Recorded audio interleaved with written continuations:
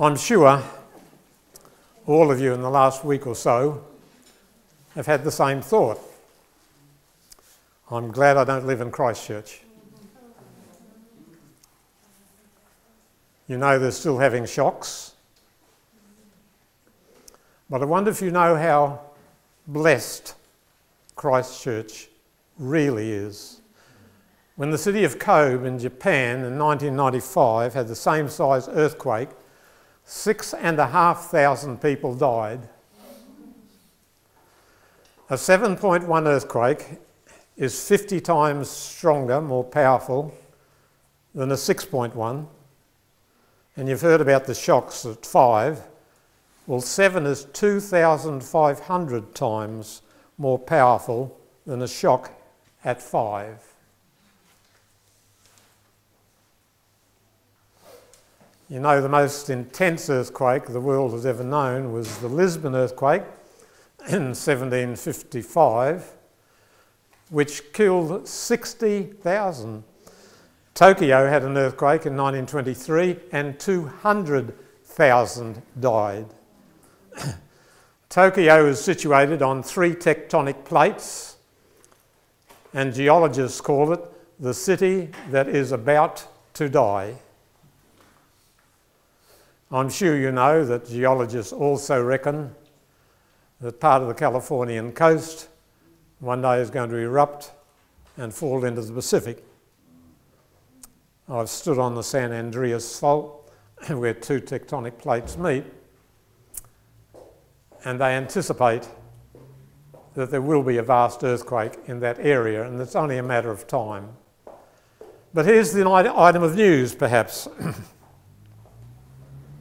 Earthquakes are a good sign. Volcanoes are a good sign. They are the result of tectonic plates. About a dozen huge moving tectonic plates underlie all the continents of Earth. All the continents were once one great continent. It's only in recent years we've come to understand about the magnetic shield. If there were no earthquakes and no volcanoes, we wouldn't live long. It's because of the liquid iron underneath the mantle of viscous rock that creates a magnetic shield for the whole Earth. Inside our Earth, radioactivity is happening all the time. It's not all bad.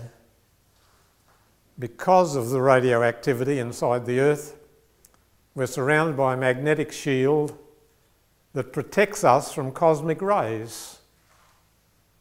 Ultraviolet radiation from the sun, which would wipe us all out, but for the magnetic shield, which is created by the molten iron at the core of the Earth.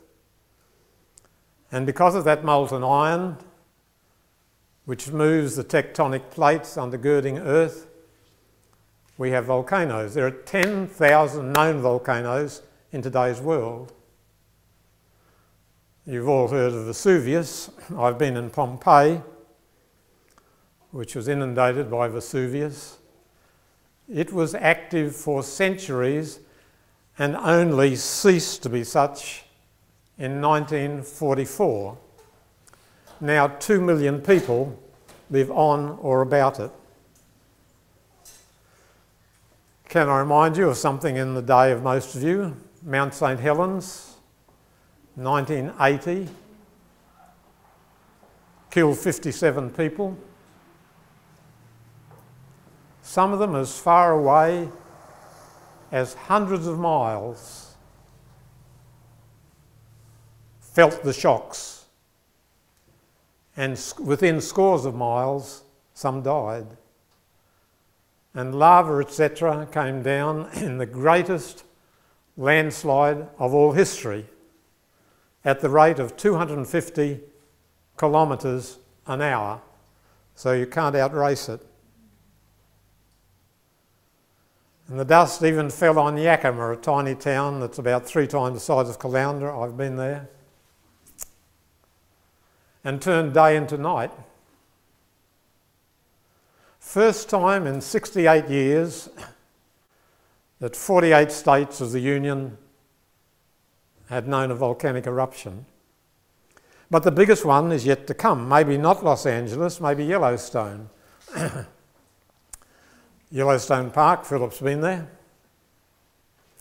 Most picturesque spot in the world. But it's on top of volcanic, super volcanic regions. In every 12 months, according to a recent record, they have about 1,260 earthquakes. So minor, they don't bother. That number will be of interest to some Bible students. But in a recent year, Yellowstone calculated 1,260 earthquake shocks. So tiny, didn't bother them. But they're waiting for the big one. And if it happens, you'll only be safe if you are further away than 1,000 kilometres. Anywhere in the world can have an earthquake. I lived in the Newcastle area for years, and I was very astonished in America when I read that Newcastle had an earthquake. And another night, when I was washing and drying up, I say that for Jill's sake,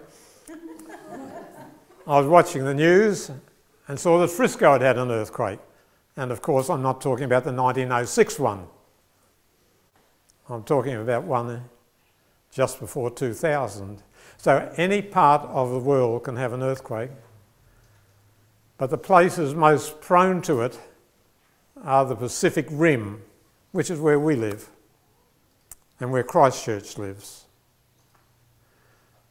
But the bottom line of what I've said is earthquakes are a good sign. If there were no earthquakes, no volcanoes, there'd be no magnetic shield that protects us from the radiation of the sun that otherwise would wipe us out.